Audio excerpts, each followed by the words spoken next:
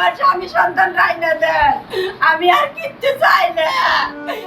তুরস্কে মর্মান্তিকভাবে মারা গেছেন বাংলাদেশি প্রবাসী বাবা ছেলে। রাতের খাবার খেয়ে ঘুমিয়েছিলেন তারা। সকালে শোবার ঘর থেকে বের করা হলো তাদের মরদেহ।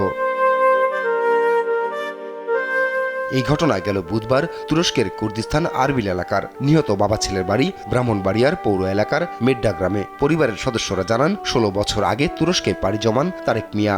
সেখানে একটি প্লাস্টিক কোম্পানিতে কাজ করতেন। 2 বছর আগে তিনি একমাত্র ছেলে সাব্বিরকেও নিয়ে যান তুরস্কে।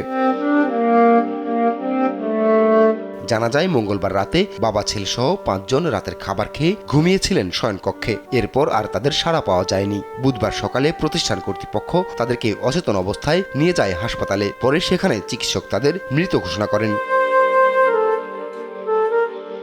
প্রবাসে থাকা তারেক মিয়ার সহকর্মীদের বরাত দিয়ে পরিবারের সদস্যরা জানান, তুর্কি পুলিশ প্রাথমিকভাবে ধারণা করছে তাদের মৃত্যু খাদ্য বিষক্রিয়ায় হতে পারে।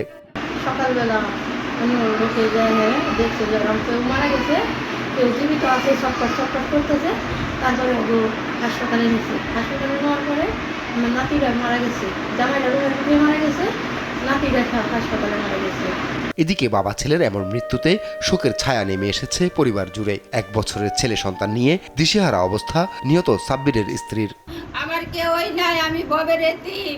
আমার একটা নেতিন 1 বছর বয়সে তার বাবারা দেহে নাই। আমার ছেলের বউ 3 মাস সংসার করছে স্বামীর সাথে, আমি আমার স্বামীরে দেই নাই।